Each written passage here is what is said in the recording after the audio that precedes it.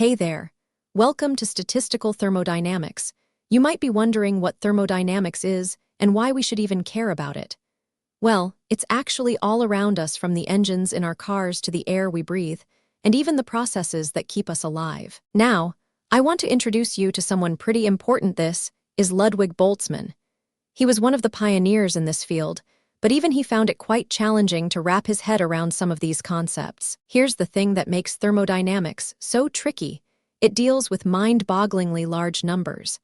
Just take a single breath, you've just inhaled more molecules than there are stars in the known universe. And they're all bouncing around like this. Now, trying to track each molecule would be like trying to count every grain of sand on Earth. It's just not going to happen. That's where the genius of thermodynamics comes in. Instead of tracking individual molecules, we look at how they behave as a group. Let's dive a bit deeper into what's happening at the microscopic level. You know how when you're watching a crowd from far away, you can't see individual people, but you can still tell what the crowd is doing.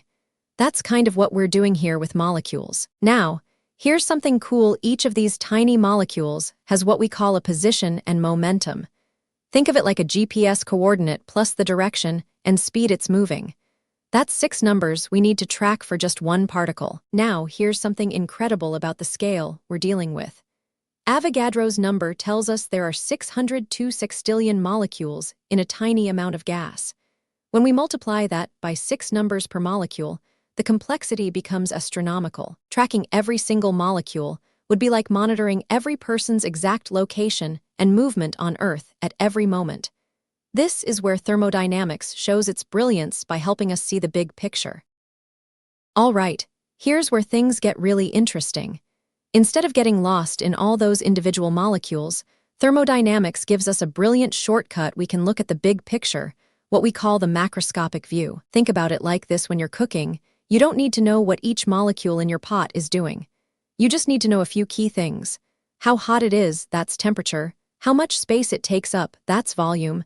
How hard the molecules are hitting the walls, that's pressure. And how much stuff you've got in there, that's the number of particles. But here's the catch: we can only define these variables when the system is in equilibrium, when things have settled down. And here's why this is so amazing. Instead of tracking billions of molecules, each with its own position and speed, we only need to keep track of a few numbers. It's like instead of knowing what every person in a city is doing, we just need to know the city's population, average income, and a few other key statistics. This massive simplification is what makes thermodynamics so powerful. And here's a sneak peek at some other state variables we'll use later in the course, like entropy and chemical potential. Don't worry if these sound mysterious right now. We'll explain what each of them means when the time comes. Just remember, all these variables only make sense when our system is in equilibrium. That's why understanding equilibrium is so crucial. And here's the amazing part: we've just turned a system that needed trillions upon trillions of numbers to describe it into something we can understand with just a few simple measurements. Pretty neat, right? These are what we call our macroscopic variables. They're like the Cliff's Notes version of what's happening with all those molecules. And the best part? We can actually measure these things in real life. Now, let's talk about 2 really important concepts in thermodynamics: state variables and state functions. Don't worry if these terms sound a bit intimidating. I'll break them down for you in a way that makes sense. You know how when you're using GPS, it tells you exactly where you are using latitude and longitude. Well, state variables are kind of like that for thermodynamics. They tell us exactly where our system is. But instead of using coordinates on a map, we use things like temperature, pressure, and volume. Pretty amazing, right?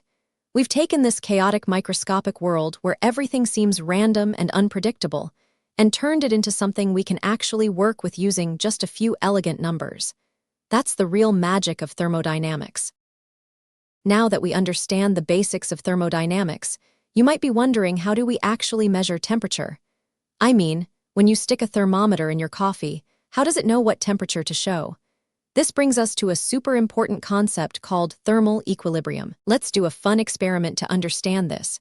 When you put a thermometer in something hot, the mercury inside the thermometer starts moving faster, just like these particles here. And when you put it in something cold, the particles slow down. The key idea is that when 2 things are in contact, their particles will eventually reach the same average speed. That's what we call thermal equilibrium. It's like nature's way of finding balance. This is exactly how your thermometer works. It reaches the same temperature as whatever you're measuring. And there you have it. Both systems have reached what we call thermal equilibrium. They've found their happy medium where all the particles are moving with the same average speed. It's like everyone at the party finally agreed on the same dance tempo. Now, I'm going to tell you about something with a really funny name, the Zeroth law of thermodynamics. Yes, you heard that right, Zeroth, not first. Don't worry, I'll explain why it has such a weird name in a minute. Let's play a little game.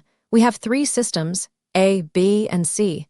Think of them like three different cups of coffee, each at their own temperature. Now, let's say cup A and cup C sit next to each other for a while. Just like we saw before, they'll eventually reach the same temperature. And if cup B also sits next to cup C for a while, they'll reach the same temperature too. Here's where it gets interesting. The Zeroth law tells us that if A and C are at the same temperature, and B and C are at the same temperature, then A and B must also be at the same temperature. It's like if two people are the same height as a third person, they must be the same height as each other. And about that weird name, here's a funny bit of science history. Scientists had already named the first and second laws when they realized they needed this one to make everything work. But since it was more fundamental than the first law, they couldn't call it the third law. So they just said, hey, let's call it the Zeroth law. Pretty clever, right? This simple idea might seem obvious, but it's actually super important. It's what allows us to use thermometers and be confident that when we say something is 70 degrees, that means the same thing everywhere. Let's talk about something really cool, how temperature actually spreads through space. You know how when you open the oven, you can feel the heat coming out? That's because temperature isn't just a single number. It can be different at different places and change over time. Sometimes, everything's nice and steady, like when your coffee has been sitting out for a while, and it's the same temperature everywhere.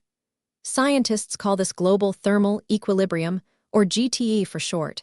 It's like when everyone in a crowd is moving at the same speed. But life isn't always that simple.